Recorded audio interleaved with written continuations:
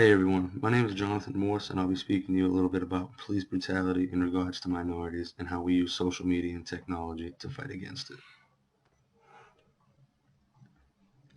Throughout history, there have always been certain instances where the police have assaulted a minority citizen or have been accused of assaulting a minority civilian, from Bloody Sunday on the Edmund Pettus Bridge to the more recent justifiable homicides of Michael Brown and Eric Garner. Police violence is not a new age issue by any means. While not all of these events listed were arrests gone astray, it just goes to show you how often there are violent outbursts involving law enforcement and minorities. While these are still listed as rare instances, we are seeing now more than ever the cost of most of these instances is death.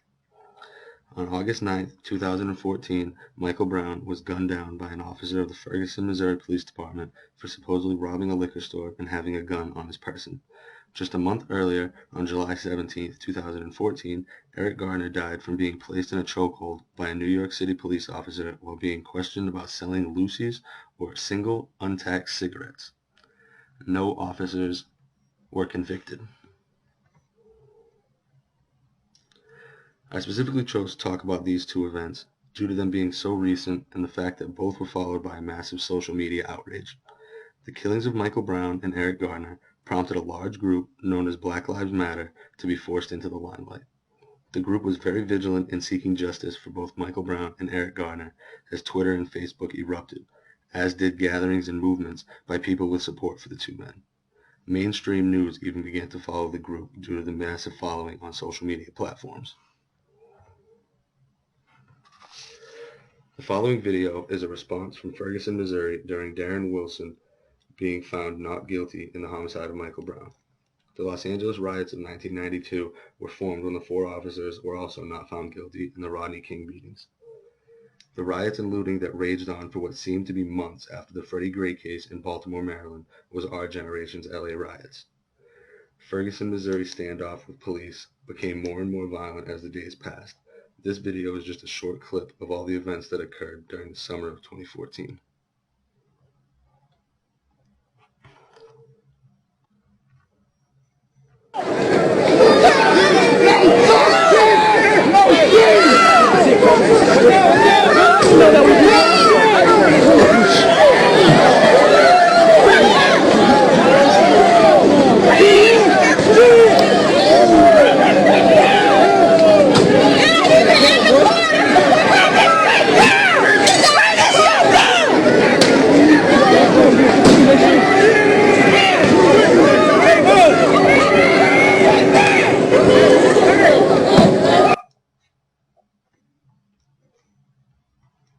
Just like the public, the government has also taken various steps to rid the nation of these horrible occurrences.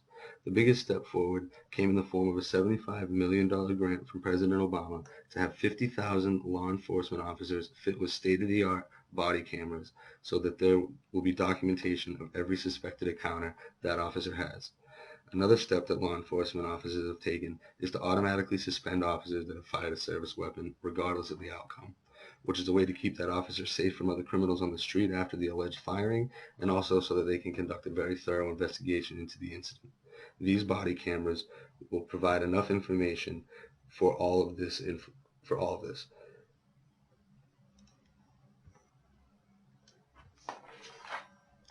The entire process is meant to ensure that every stone is unturned on the way to finding justice. But why does every aspect treat minorities different? Police act differently towards minorities. The media as pictured here has two very different outlooks on the two main races in the United States of America. Even O.J. Simpson, star NFL running back, beloved by America on almost every level, was torn down during the long and tumultuous journey to find his innocence. The entire time, media, such as this Time magazine issue pictured here, turned on him. They turned him from a distinct, well-mannered family man to a murderous monster that needed to be shown in the darkest of ways. They mentioned he was with an accomplice, Al Cowlings, who was actually a lifelong confidant for O.J. Notice how the cover is so different from the original. Meanwhile, mass murderers such as James Holmes from the Aurora, Colorado theater shooting are labeled as troubled youth gone terribly wrong. He was such a good kid and that just finally snapped. They blame his upbringing so tough. But what about everyone else? What about O.J.? How was his childhood any better than Holmes? In my eyes, it's not America that is racist, it is the entire process and the media covering the process that is racist.